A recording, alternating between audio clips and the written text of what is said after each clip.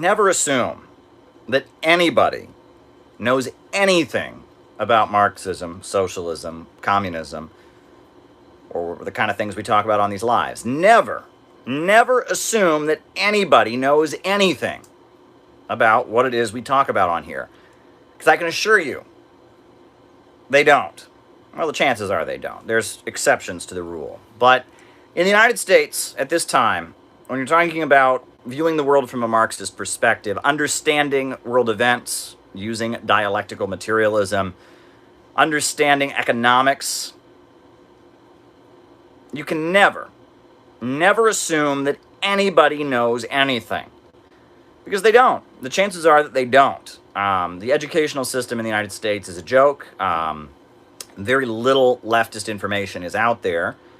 Thank you, Keith. And on top of that, to add the icing on the cake, now we have a whole bunch of people who know nothing about Marxism all over the internet lecturing people about Marxism. And it's overwhelmingly shocking how little these people know, but yet they are held up as knowledgeable experts on a topic that they know nothing about. So never assume anyone knows anything. And also, if someone starts to say something that you already know, listen to them. Because it's possible that even though you know the information that they are presenting, they might be able to present it in a way that is unique. They might be able to express it in a way that's more effective than you've ever heard it expressed before. They might have an argument or a way of framing it that is new and exciting. You can always learn something. You can always learn something whenever you hear people speaking about the important topics that we talk about.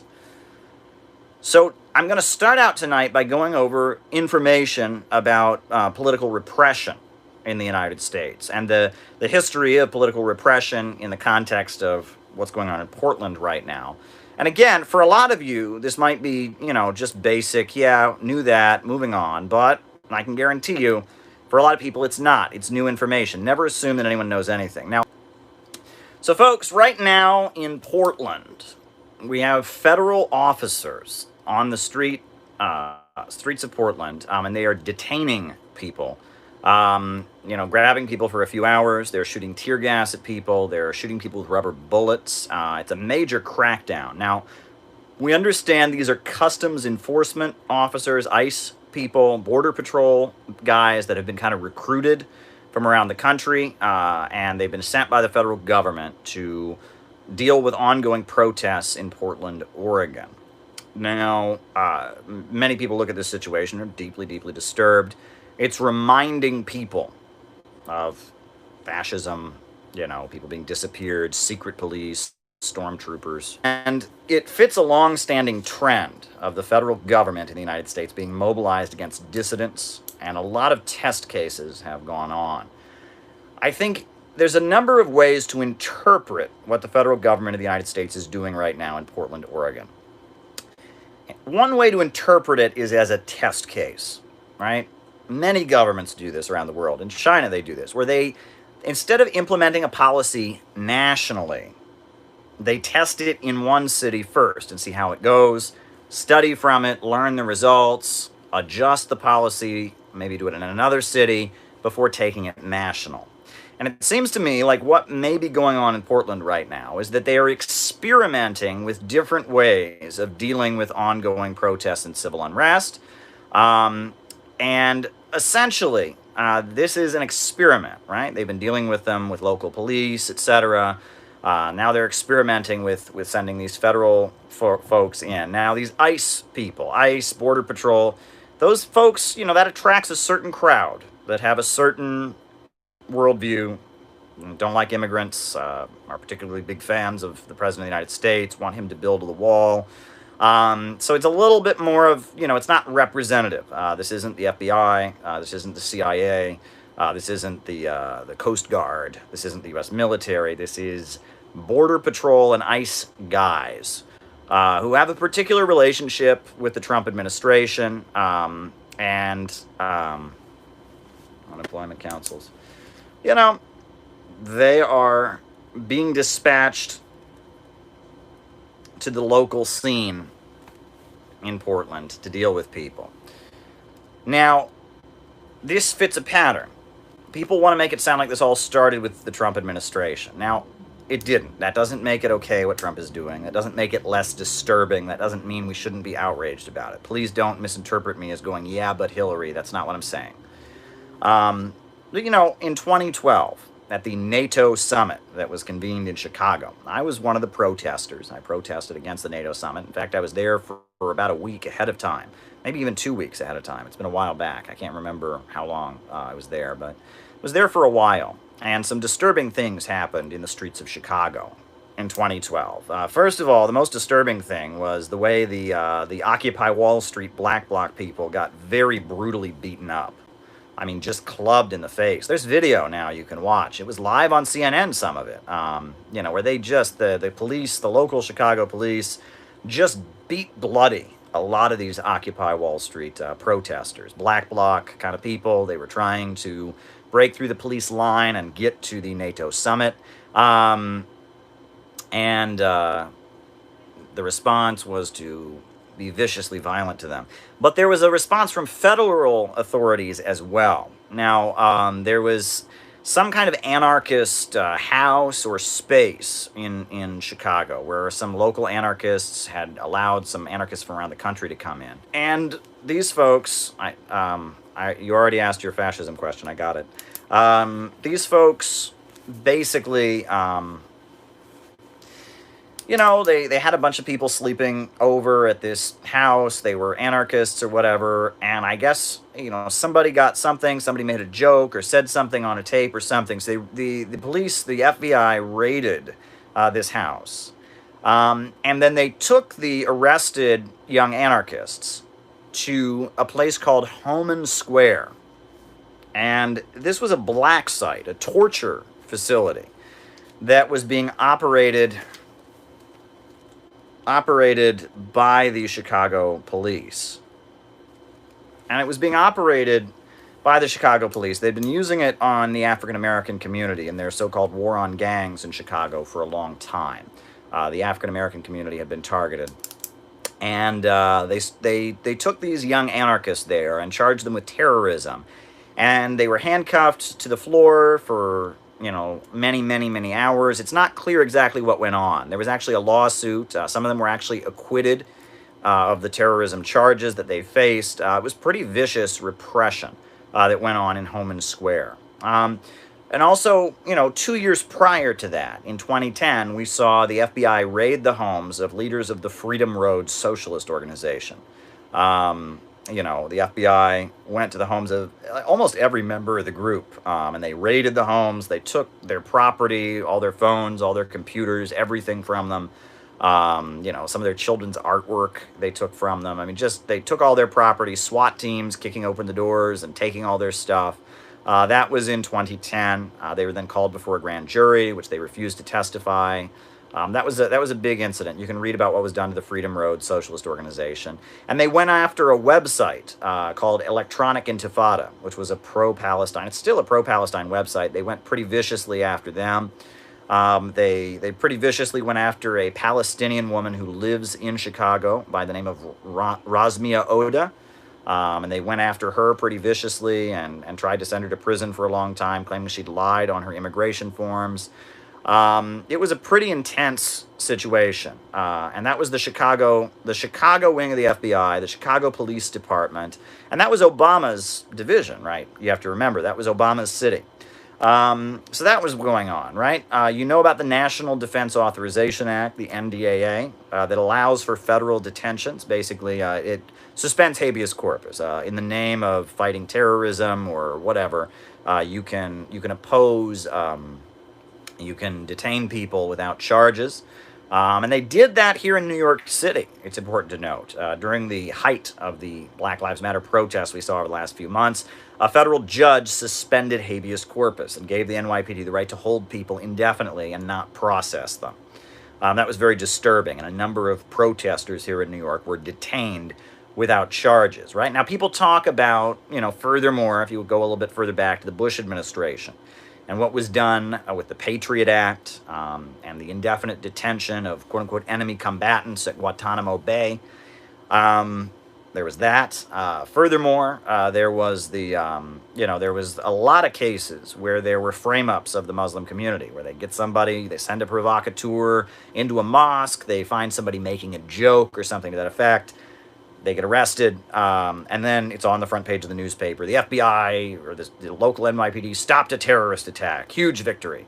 And it turns out the whole thing is just set up. They just got somebody on a tape making a joke or something like that, or they found a mentally disabled person. They do that too. They found a mentally disabled person and led them to do one thing. I mean, there was a young man in Long Island who was severely autistic, was probably being abused by his father, and he was attending a mosque, and an FBI informer at the mosque became his good friend and started taking him out to dinner and talking to him, and eventually recruited him to, he thought he was going to go join Al-Qaeda in Yemen, and of course it was an FBI sting. He was arrested at the airport and charged with terrorism. These kinds of things are going on quite a bit. The political repression that has always been a reality in the United States, particularly aimed at anti-imperialist activists, at socialists, progressives, and leftists, has been going on quite steadily for the past several decades. It's been escalating a little bit. This latest incident in Portland, kind of the latest in a trend of things that have been happening. So we got to put it in that context. Again, as I said at the beginning of this conversation, you have to assume your audience knows absolutely nothing. All right? This is basic 101 kind of stuff for a lot of people that are communists and socialists and Marxists. But you have to assume the audience knows nothing. And so I'm going to go over some of the things in the history of the United States that everyone should know about, but most people, I would say, probably don't know about. Right? Folks know that in 1917 there was a revolution in Russia. Right? At the time of the Russian Revolution, World War I was going on in the United States. The USA, was very, very much locked down during World War I. You have to remember, right, the United States during World War I was very much locked down. There was no real dissent allowed. Eugene V. Debs went to federal prison for making an anti-war speech. A number of socialists were jailed simply for opposing World War I.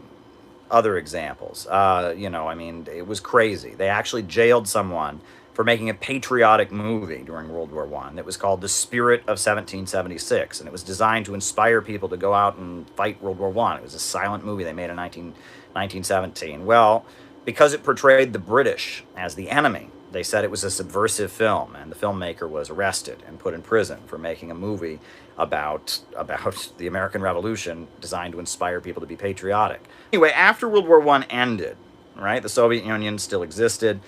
There were U.S. federal troops that were sent to Russia to try and fight the Soviet Union during the Russian Civil War.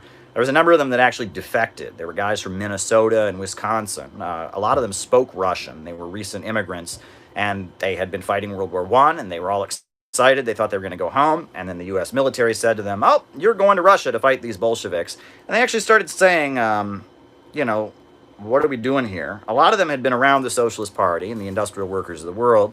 They got to Russia, and some of them could speak Russian. They read the posters of the Bolsheviks and defected. And it was a whole division of U.S. Army reservists, I believe, who just defected to the side of the Bolsheviks. So 1919, World War I is over. The United States is fighting, has sent troops to try and put down the Bolshevik Revolution.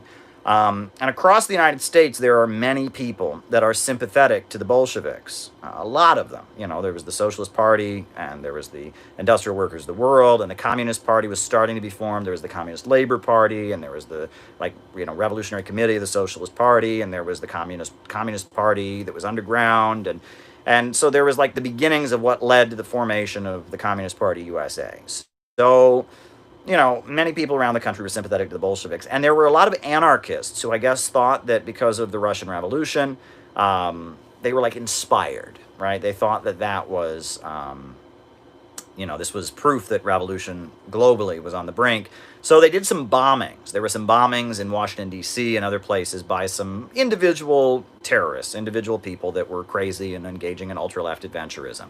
In response to that, Mitchell Palmer, who is the U.S. Attorney General, launched what was called the Palmer Raids. And this was a roundup of anyone in the United States who was not born in the United States, even if you were a citizen.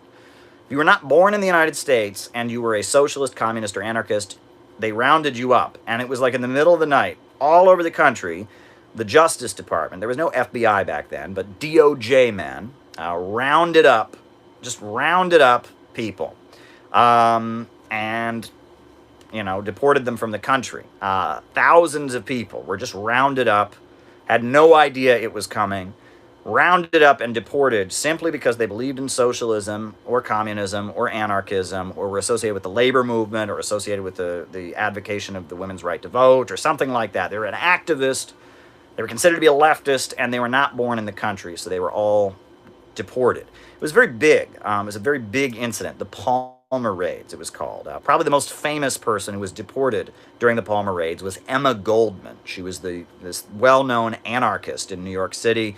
She had a magazine called Mother Earth, and she was this well-known anarchist speaker and writer. She'd been born in Russia, and she was deported from the United States during these Palmer Raids. And it was a huge, huge thing. No one saw it coming, and not constitutional whatsoever, right? I mean, if you're going to go arrest somebody and begin deportation proceedings, you have to have a judge approve it. It's completely unconstitutional, but they did it anyway. And why did they do it? Well, they did it, they were inspired by a guy who worked at the Library of Congress, and his name was J. Edgar Hoover.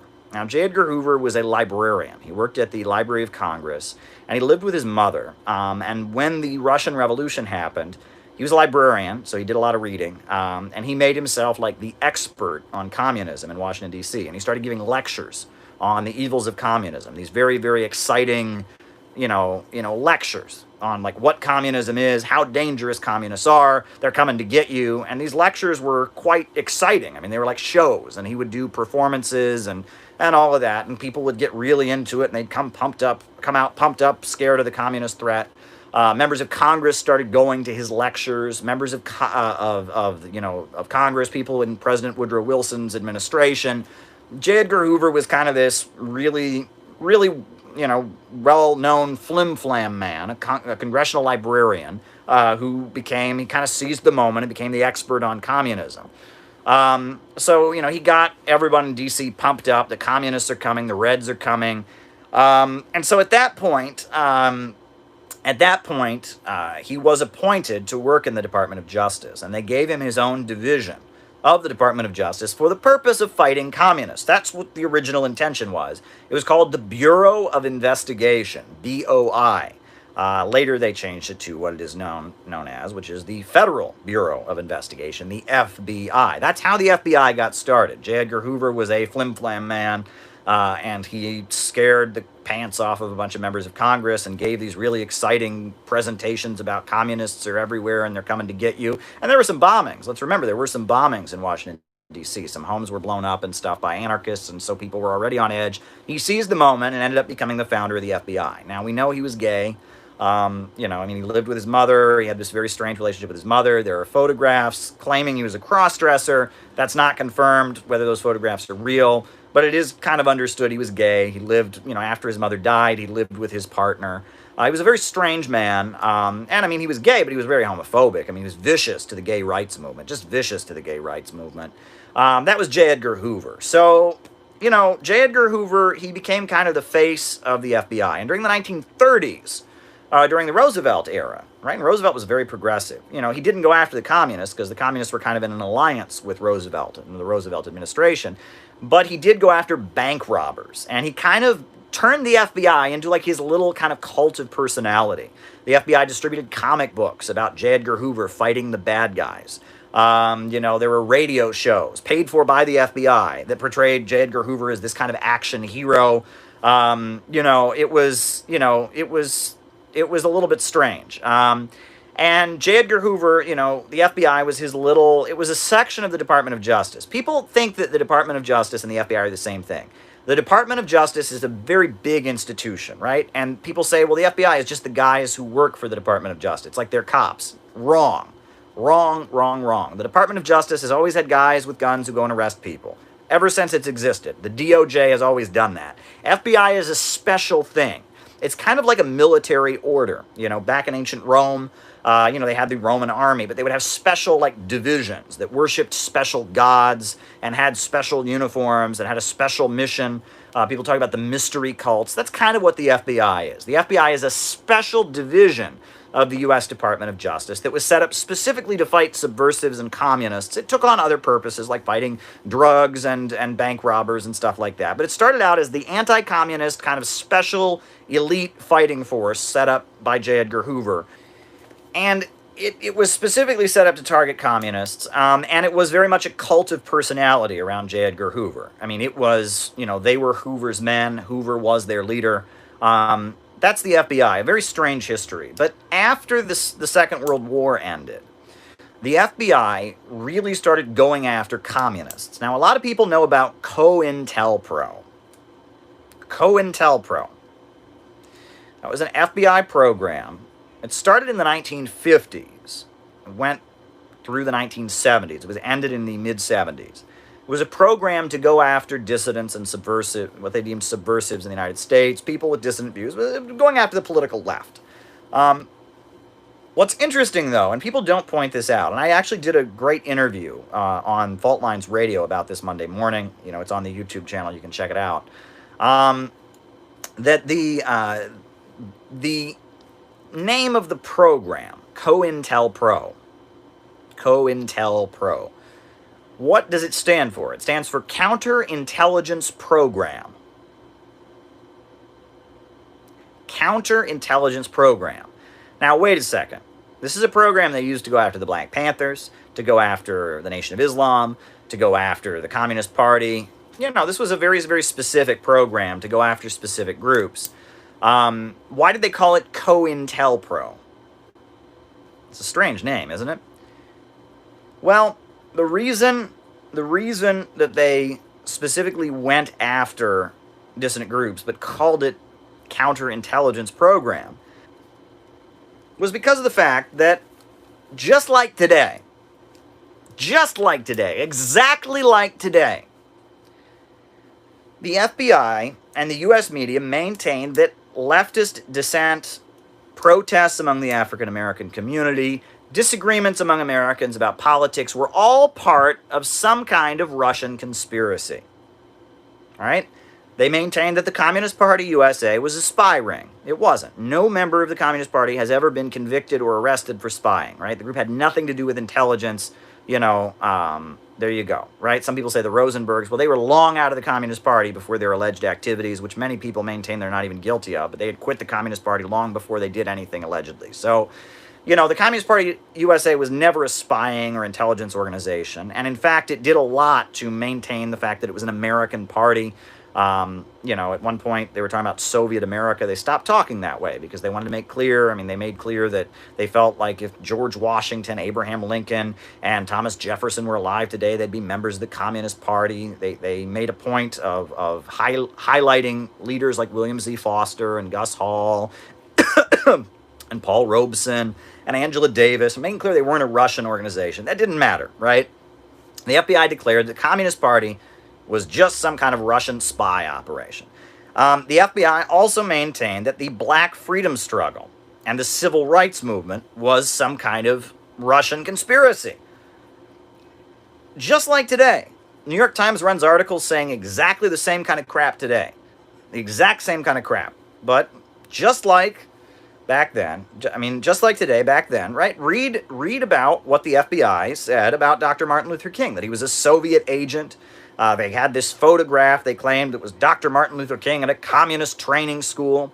They even took pictures. They put a hidden camera in Dr. Martin Luther King's hotel room. This is a wild story. The FBI put a hidden camera in Dr. Martin Luther King's hotel room.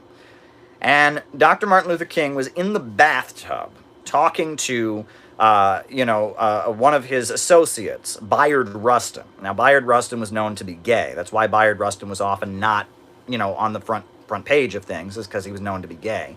So they had a hidden camera in the bathroom of the hotel and took a picture of Dr. Martin Luther King sitting in the bathtub and Bayard Rustin sitting on the toilet, and the two of them are talking. They used that picture and they sent it to magazines to say that Dr. Martin Luther King was gay. And so the FBI tried to tell the world that Dr. Martin Luther King was gay at a time being gay was not widely accepted in order to discredit the civil rights movement. They gave the mainstream media photographs to prove that Dr. Martin Luther King was gay. Before they gave the photographs to the media, the FBI gave them to Dr. Martin Luther King, and they wrote this really nasty letter to Dr. Martin Luther King. And it's available. It's public now, this record. Read the letter that they wrote to Dr. Martin Luther King. They urged him to commit suicide. They sent him the photographs of him in the bathtub talking to Bayard Rustin. And they sent him this really nasty, over-the-top letter telling him he had no choice but to commit suicide.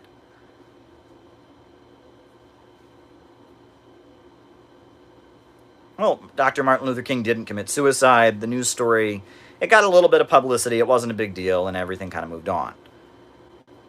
Now, that is a story that you don't hear. There were like two waves of COINTELPRO. It's kind of interesting. The first wave of COINTELPRO was in the 1950s, and it's actually quite interesting. So, 1948, the Communist Party USA was arrested. All the national board members were arrested. There was a very public trial called the Foley Square Trial. It was here in New York City. And they were convicted, of teaching an ideology that necessitates the overthrow of the U.S. government. All right? And many times on the witness stand, they said, we don't advocate violently overthrowing the U.S. government. And they said, yes, but you teach an ideology that would lead people to believe that that was the right thing to do.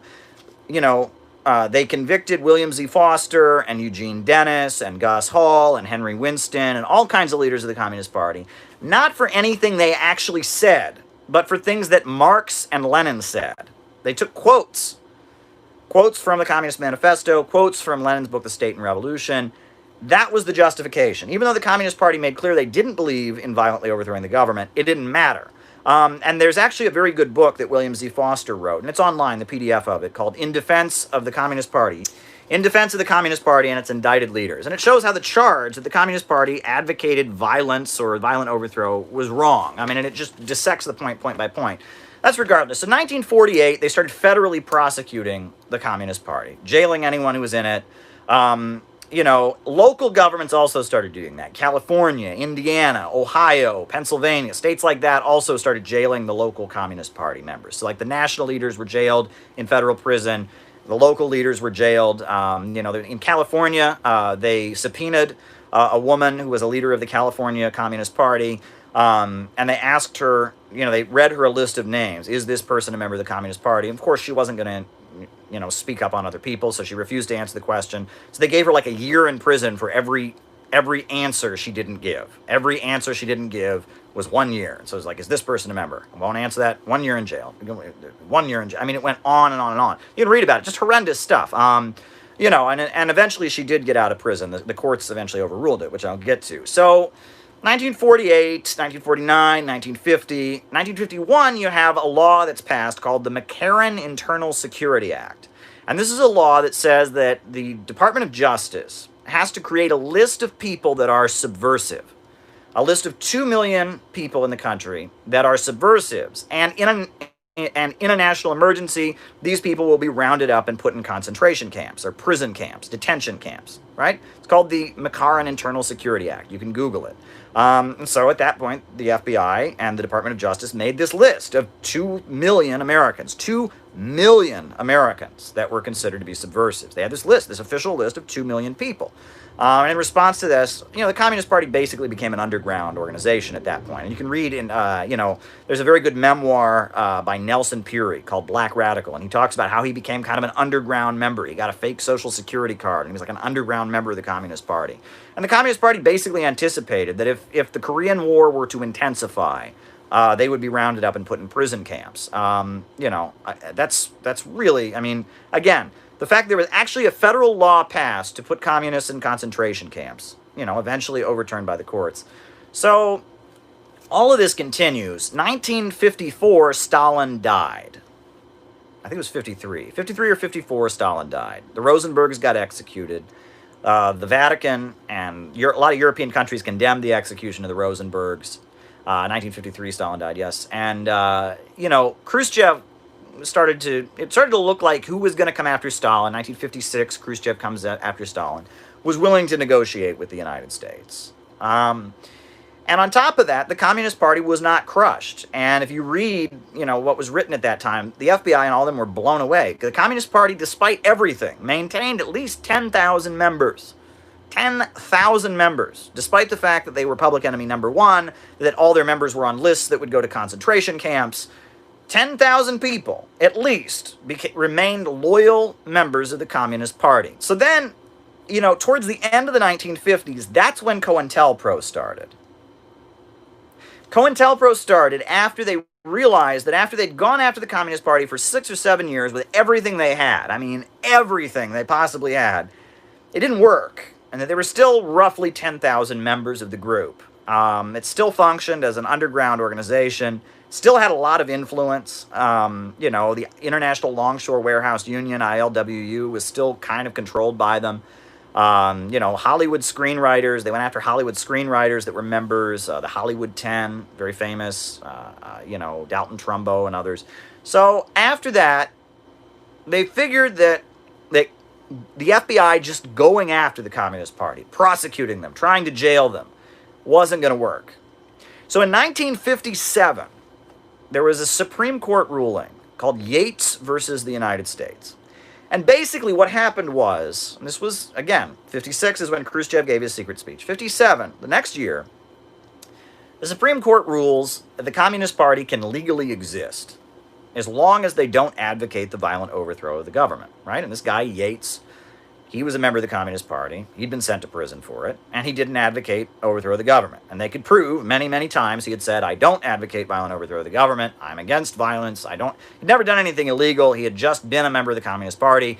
They had jailed him for it, and the Supreme Court finally said, yeah, that's not fair, right? In order to jail somebody for trying to overthrow the U.S. government, you have to show that they at least said they wanted to overthrow the U.S. government. The Communist Party doesn't say they want to overthrow the U.S. government. So 1957, the Supreme Court legalized the Communist Party of the United States. So, again, that is the moment when COINTELPRO really began. Because COINTELPRO was a realization of the fact that they couldn't straight head-on go after the Communist Party because that didn't work. And so COINTELPRO, in the late 50s, was an attempt to confuse the Communist Party, infiltrate the Communist Party, manipulate it from within, divide it, cause tensions within the Communist Party, get the Communist Party to completely go nuts.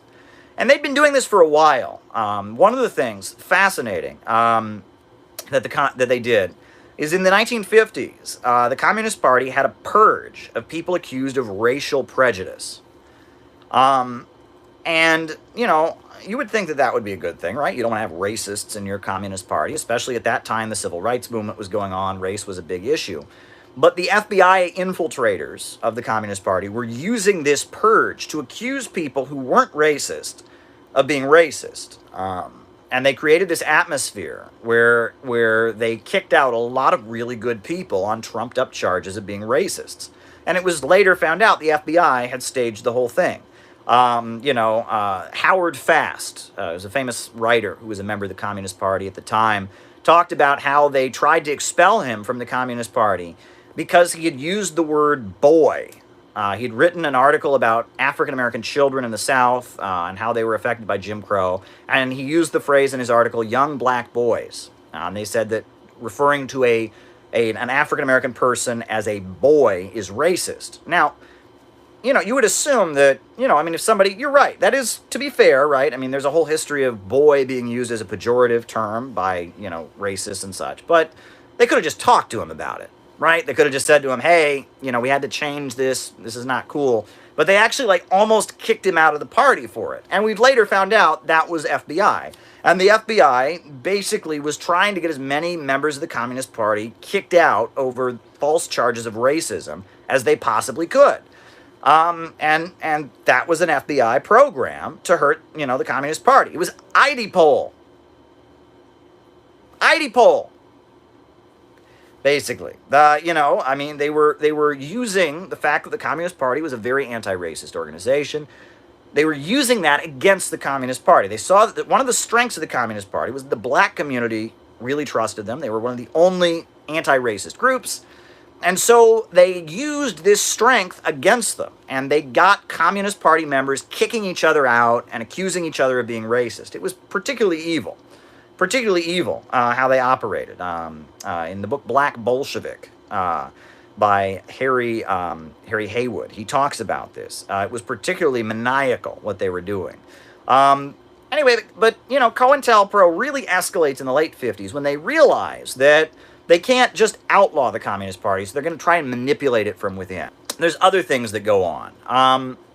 Gus Hall becomes the leader of the Communist Party. The Communist Party in 1957, there's a big fight inside the Communist Party because Stalin has died, Khrushchev has given this secret speech. So what do? Right? And the Communist Party is divided three ways. William Z. Foster and the hardliners are saying we're not going to denounce Stalin, and we need to continue supporting black nationalists like the Nation of Islam. There's a guy named John Gates who says the Soviet Union is no good and we need to cut ties with the Soviet Union and merge with the Socialist Party and drop Marxism-Leninism. And, the left faction of William Z. Foster is defeated. The Communist Party officially says there is no black nation in the United States. That's 1957 convention. And then a year later, John Gates, who is the leader of this other faction in the Communist Party, he starts publishing anti-Soviet, anti-communist articles in the Daily Worker. They kick him out. So by about 1958-59, the Communist Party is led by Eugene Dennis and Gus Hall.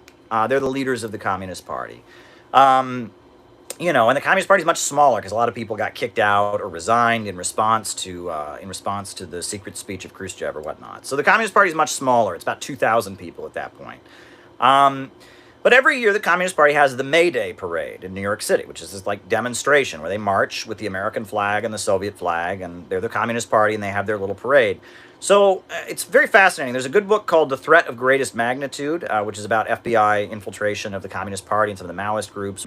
And, so one thing they do is at the May Day parade, they have these guys go to the parade and hand out leaflets calling to overthrow Gus Hall, who's the leader of the Communist Party. And these leaflets are written by the FBI, but it looks like it's written by a member of the Communist Party who's mad at Gus Hall. And they hand out all these leaflets at the parade, like Gus Hall is a tyrant, he's ruining things, we need to rise up against Gus Hall, he's a Stalinist. And it looks like it's written by a rank-and-file communist, but it's actually written by the FBI. But the idea is to sow divisions within the Communist Party. I mean, it's unbelievable what's going on. But you can read about what the FBI did to Dr. Martin Luther King, accusing him of being gay, sending him a letter urging him to commit suicide, right? You can read about all kinds of things that were done to the early civil rights movement. J. Edgar Hoover hated the civil rights movement, just absolutely hated the civil rights movement, thought that the civil rights movement was a communist conspiracy. Was vicious to it, but things, changed as the 60s went on, right? I mean, 1963, I believe you have the Civil Rights Act and the Voting Rights Act are passed. And someone named Ramsey Clark becomes the U.S. Attorney General. And Ramsey Clark, whose father was an Attorney General, Ramsey Clark is a progressive, right? He's a good friend of the Kennedy family. He supports the civil rights movement. And so Ramsey Clark, very famously, orders the FBI to stop wiretapping civil rights organizers. Big move. And Ramsey Clark sets up a division of the FBI called the Civil Rights Division. And it's a group that kind of sits down with and negotiates with the civil rights marchers. I kid you not. Now, it hands over lots of information to the FBI, but Ramsey Clark sets up this division of the Department of Justice, not the FBI, but of the Department of Justice, that kind of negotiates with civil rights marchers. And, before there's a big civil rights march, these Department of Justice people will show up and say to Dr. Martin Luther King, hey, we want to make sure you're safe. How can we make you? And it was like the good guy side of the FBI, right? The FBI is spying, and they're still spying, right? But he orders them to back off on the spying a little bit and negotiate with them. And Ramsey Clark, as the head of the Department of Justice, is seen as publicly praising Dr. Martin Luther King, publicly praising the civil rights movement. That's Ramsey Clark. And I've met Ramsey Clark on a number of occasions. So that's Ramsey Clark. And Ramsey Clark did a lot of, great stuff. He started releasing people from federal prison. He started rehabilitation programs. And they hated Ramsey Clark. I mean, he was widely hated. It was awful. But at the same time, Ramsey Clark is getting friendlier to the civil rights movement. There were awful things done by the FBI to Malcolm X, for example. Letters. When Malcolm X left the Nation of Islam, they did everything they could to incite the Nation of Islam and Malcolm X against each other with phone calls and threats and harassment. And, you can read all about this stuff, right? And J. Edgar Hoover wrote a document at the time where he said that the greatest threat to America would be some kind of black messiah rising. That the ultimate aim of the FBI needed to be to make sure that there was no black messiah who would rise. And that was his fear, all right? That to make sure that, neither Malcolm X, nor Dr. Martin Luther King, nor Stokely Carmichael, none of them became a black messiah. To stop the rise of a black messiah became one of the main operations of the FBI, right? It's pretty wild to read about it, right? And so, Ramsey Clark is trying to kind of control them. He's like a liberal. So the 60s escalated. The anti-Vietnam War protests are getting bigger. The civil rights marches are getting bigger. The Black Panther Party is formed. The armed patrols in Oakland and Black Panther Party for Self-Defense is formed. In 1968, Dr. Martin Luther King Jr. is assassinated. He's murdered.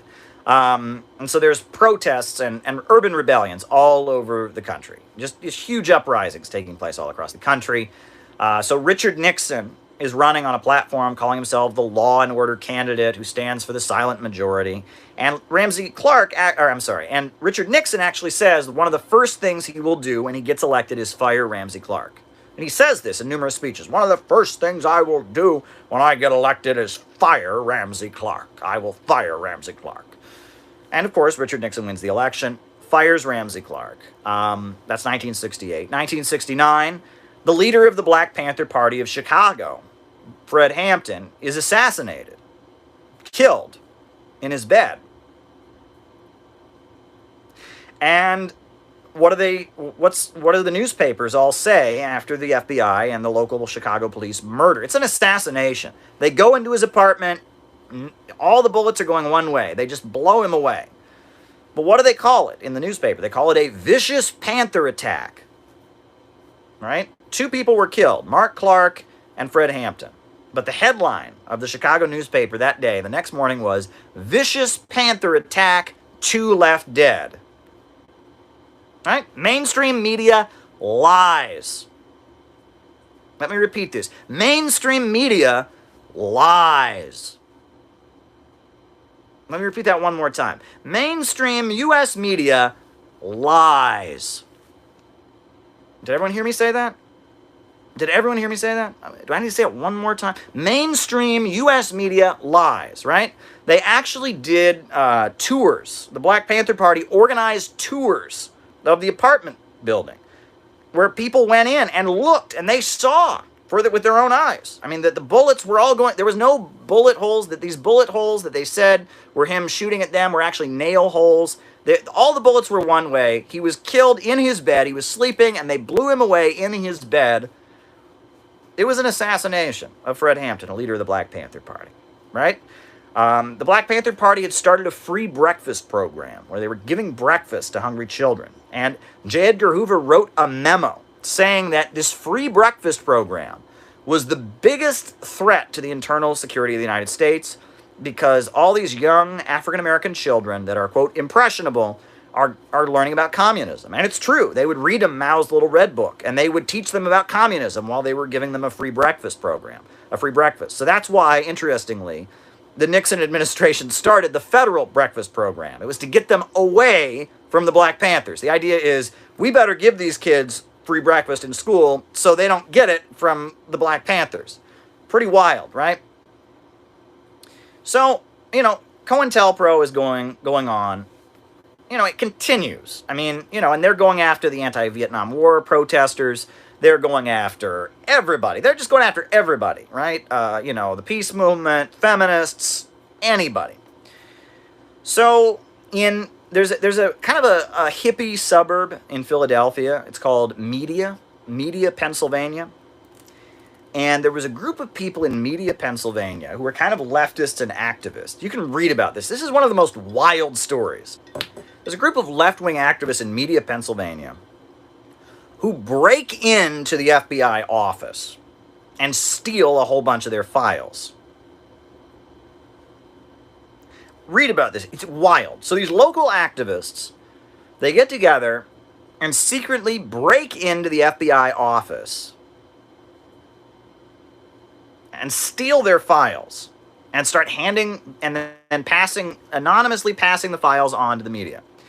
So COINTELPRO suddenly becomes public knowledge, right? It's in all the newspapers all of a sudden. They're all getting sent photocopies of FBI files that show that the FBI is going after dissidents and peace activists and the Black Panthers and black activists and all kinds of stuff. It's happening. And it's all over the media. And the FBI is furious, and they conduct an investigation for years that goes on, against the people for allegedly breaking into their office, or not allegedly. I mean, they did break into their office. No, they didn't know who it was. It was finally revealed who it was. I think 10 years ago, the guy almost died. That was on his deathbed. He confessed, "I'm the guy who organized the FBI break-in." But it was pretty intense. So the FBI office was broken into in the town of Media, Pennsylvania. FBI files become, available, revealing FBI repression. So then at that point, a lot of things happen, right? A guy who's a leader of the Justice Department goes to prison as part of the Watergate scandal. One of Richard Nixon's top Justice Department guys goes to the federal prison for, being part of the Watergate scandal.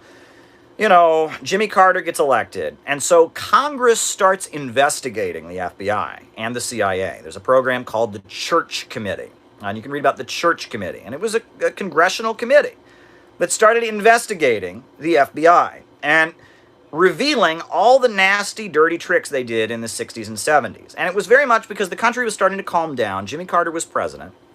And Jimmy Carter is seen as kind of like, the 60s are over, so we're going to have Truth and Reconciliation, kind of. He pardons all draft dodgers. If you, went to Canada to avoid the draft, you're pardoned, you can come home now. And so the Church Committee starts investigating the FBI and CIA and having these congressional hearings where they go over in detail all the nasty things the FBI and CIA have been doing.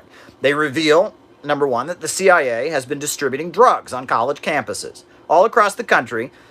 The CIA has been distributing LSD to people. Now, if I say that now, people go, "Oh, Caleb, where'd you read that? Oh, that sounds like a conspiracy theory." Well, it's in the congressional record. It's a matter of public record that the CIA was giving people drugs, right? All over the country, we're giving people drugs. Public information. It was called MK Ultra. Public record, right? All kinds of things are revealed. All the nasty stuff the FBI was doing was all public record. So then, around 1978, the Socialist Workers' Party, which is this Trotskyite kind of group, they're Trotskyists, but they like Cuba and they like Nicaragua, and they're, at that time, they're a big Trotskyite group. They sued the FBI in federal court. They sued the FBI for violating their constitutional rights. And it got a lot of publicity. And the proceedings of that court case, are public, they've published them.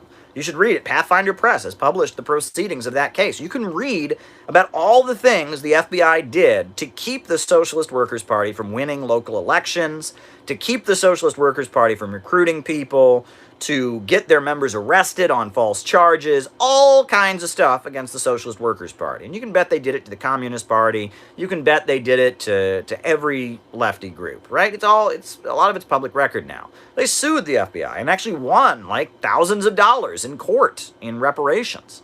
It's pretty wild. It was a lawsuit, all right? I'm telling you all of this stuff. Now, the thing is, nobody knows anything about any of this. I'll tell you, I remember I was sitting in a college class. I will never forget. I was sitting in a college class. We were talking about, freedom and all that. And I said, well, the FBI assassinated Fred Hampton, a leader of the Black Panthers. This guy sitting behind me said, "Oh, that's fact. I believe that," in this really sarcastic voice. And that was pretty rude, Whatever. So then I saw the guy in a computer lab a few days later, and I said, Google Fred Hampton. And he said, what? I said, Google Fred Hampton. I said, you don't believe the FBI assassinates people? Google Fred Hampton. So he Googled it, and his eyes went, you know? Well, it's a matter of fact. It happened. It happened. The FBI did assassinate Fred Hampton in coordination with the Chicago Police Department. You know, but if you say this to anybody, people just, oh, that's crazy. That never happens. That's all made up. That's all, you know, that couldn't ever be true. Well, no, it's a matter of public record. Now, what I thought was interesting is around the time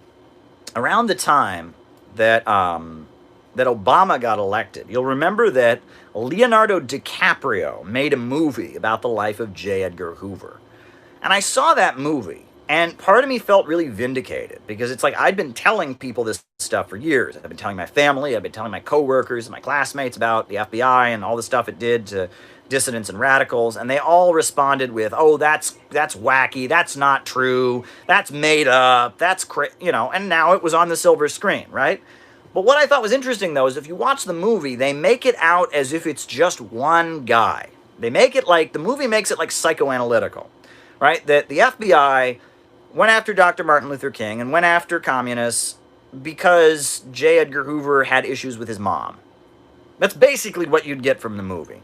J. Edgar Hoover had issues with his mom, and so I mean, it's like they make it like there was one bad apple, this guy J. Edgar Hoover, who had some mommy issues and was secretly gay and a cross-dresser, and so, you know, and it's like, in a weird way, there's that whole thing about, you know, if you do something wrong, it's better they hear it from you, right, than hear it from somebody else, right? If you screw somebody, it's always better if you go to them and say, look, I'm sorry, I screwed you, and I realize I screwed you, and this is what happened, and I'm sorry I screwed you.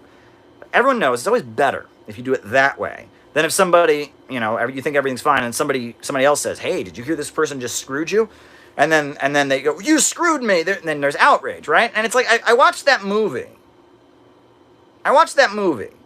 And you know, the Hoover movie. And I realized that's what it was, right? It was like, okay, nowadays, people can Google this. More people than just leftists and nerds are going to know about the COINTELPRO program. So how is it that we can, they'll hear it from mainstream media, they'll hear it from a big Hollywood movie, and they'll not, you know, they'll not think it was so bad. And so they made that movie. I mean, I like Leonardo DiCaprio. He's a great actor. But the movie I felt like was a way to try and make it clear, or try and make it, it was almost like Citizen Kane. You ever see Citizen Kane?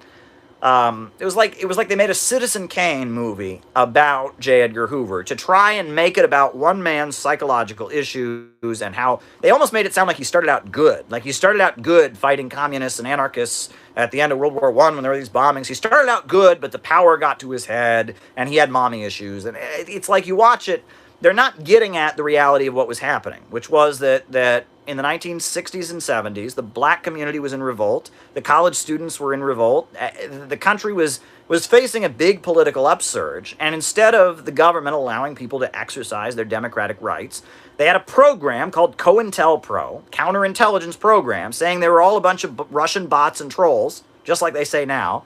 They were all a bunch of Russian agents, and you know, framing people up and arresting them. You know, Ward Churchill and Jim Vander Wall, they actually wrote a very good book called The COINTELPRO Papers. And it's kind of, it goes through the publicly released files from COINTELPRO, and it just goes through some of the highlights. It's like an FBI's greatest hits book you can read about the FBI's war on dissent. And you can read it. It's fascinating. You know, they talk about how the FBI, they had a guy called Tony the Traveler. And Tony the Traveler was a guy, and he looked like a hippie. He had long hair and, you know, peace man. And he would go from college campus to college campus, and he would drive, and he would claim that he was a leader of Students for a Democratic Society.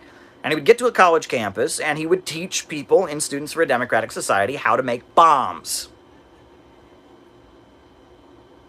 Let me repeat that. The FBI had this guy, an agent, who called himself Tony the Traveler,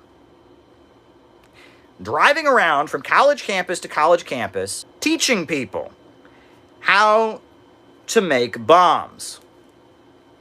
And of course, he was an FBI agent. So he would go to these local college students. Oh, we got the socialist or the communist club here. I'm a leader of Students for Democratic Society. I'm Tony. And he would teach these groups of young people how to make bombs. And then, of course, they would go and try to blow something up, and the local authorities would be somehow know all about it in advance, and they'd be arrested, and oh boy, it's a great case for American justice. This happened all over the country. Tony the Traveler would go from campus to campus, teaching young college people who are confused and don't know things, and basically, and it was an entrapment operation. You read about it. It's evil stuff, right?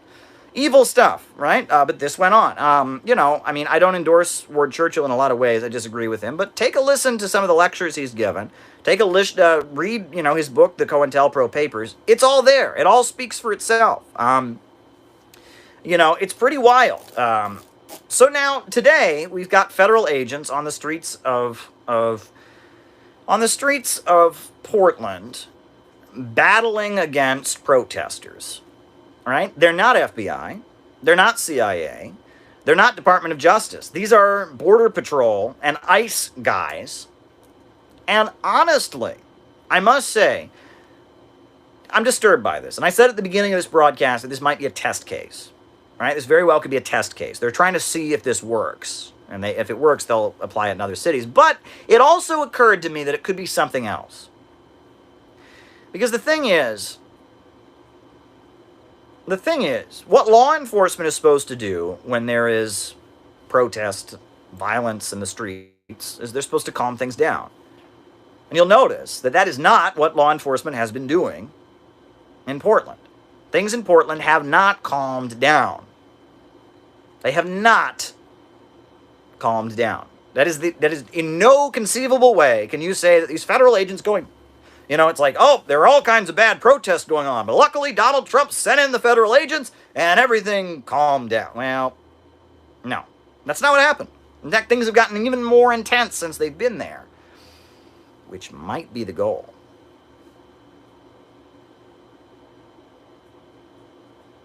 I'm telling you, folks, I think on some level, the Trump administration sees the floodwaters rising around them. They're very worried that they're going to lose this election. The polls are all showing they ain't doing too well. They mishandled this pandemic. Biden isn't popular, but polls aren't looking too good. So if you can make the story crazy, wild leftists being violent on the streets of Portland, and the news story stops being Donald Trump handled the pandemic, all kinds of people have bad experiences and have lost jobs, and if you can make the story into there's crazy wild leftists on the streets of Portland, I think that may be what's going on here. That Donald Trump he's banking on this silent majority thing. He's banking on white backlash. He's banking on white people not liking black protesters, elderly white folks who get mad and take it personally every time there's any kind of racism-related protests. He's doing that. And I think that Donald Trump thinks that if there can be an escalation in Portland, if the story can be, there can be an escalation in Portland, that will help him get reelected. Plus, I feel like, unfortunately, a lot of the Democrats don't realize how many Americans really do have a very authoritarian funny bone that you can tickle very easily. Right? Nancy Pelosi is tweeting out, this is un-American, secret police rounding people up. I'm sorry, but there's a lot of Americans who have kind of an authoritarian funny bone that likes to get tickled, right? And they're not in blue states, but there's a lot of Americans in red states that are looking at Donald Trump and looking at those ICE guys, and they're thinking, yeah, he's kicking their ass. It's an action movie. Yeah. Arnold Schwarzenegger! Woo! Get him! And a lot of people that are in blue states don't really understand that very much, right? That, sure, if you're from New York City, you see this and you say, this is very disturbing. This is what happens in the regimes we overthrow to spread democracy. This is just like Libya under Gaddafi. This is just like Milosevic. This is just like Russia and China. Oh boy, oh boy. If you're a liberal regime changer, oh boy, Donald Trump is just like Maduro. Oh boy, that's what you're thinking, right? Because you're a liberal, right? I'll never forget, there was a certain member of my family, liberals kind of annoy me a little bit, okay? Obviously conservatives annoy me also, but I remember there was a certain member of my family at the time that Abu Ghraib, remember Abu Ghraib, the torture prison scandal where the U.S. military was torturing people in these prisons in Iraq? A certain member of my family is sitting there watching TV and watching the torture photos and all of that. He's like, gosh damn it, Bush has turned America into a torturing country. I remember thinking, yeah, there was slavery. Was there any torture that went on there? I mean, we didn't totally no torture there. And, the Korean War, U.S. troops weren't torturing people in Korea. Oh, no. U.S. troops weren't torturing people in Vietnam. And, World War II and the internment camps. And, never. I mean, yeah, you're right. Evil George Bush turned America into a torturing country. That's how stupid liberals are. Well, boy, I don't want America to be like Venezuela. I don't want America to be like China. Oh, America never arrests anybody. Oh boy, I just don't like Donald Trump because America never does anything bad until Trump came along. Oh, I don't know what I'm gonna do. It's obnoxious. It's obnoxious, right? It's really obnoxious. That's how liberals are reacting to this. That's their reaction. That's their response, right? Is that, and that's why they've got this ad that the Biden campaign has made. Have you seen this ad, with Trump and Maduro and are cut from the same cloth? I mean, it's stupid. It's really, really stupid. So you got that going on. You got that. But there's a lot of conservatives that see it differently, right? And, they're in areas where the military, right? For low-income working-class people, the military is a big deal. A lot of people in the South, right? If you're from the South, right? It's part of Southern culture, right? I know that as somebody who's got family members from the South, but it's especially, you go to like Alabama, Mississippi, places like that. Going into the military is just what you do, right? It's like expected almost, right? In a lot of Southern families, black and white, it's just that there's just part of the Southern culture is you go into the military, right? That's Southern culture. Read about it, right?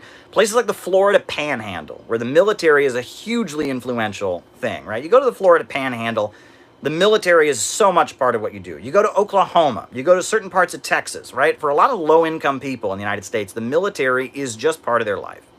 For low-income people, it's not just a tradition, but it's also an economic draft. There's a lot more authoritarianism in the culture. There's a lot more authoritarianism in the culture, a lot more like follow the leader, obey, stuff like that. I've done news stories about legal corporal punishment in public schools in Texas, Mississippi, Alabama, places like that. Florida, it is still legal, and a number of public schools still have paddling. Like they spank kids, with wooden paddles when they mess up in school, right? That would never be allowed in New York City, right? Would never be allowed, but it's part of, and there's a lot of, red state culture is very much an authoritarian culture. You add to that we have all these action movies. That's a big part of American culture is that, there's, action movies, right? Arnold Schwarzenegger,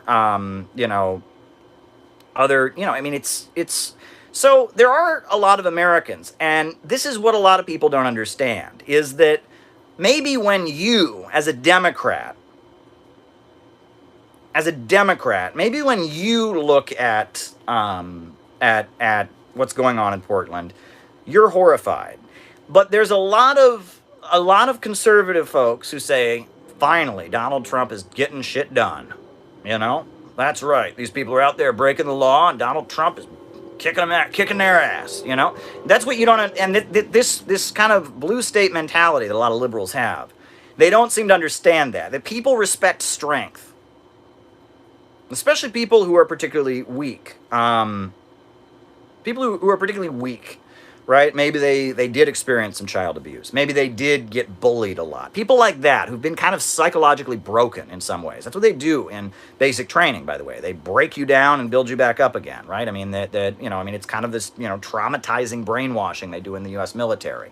People who've been through that, they have this fear this fear of going against the rules, number one.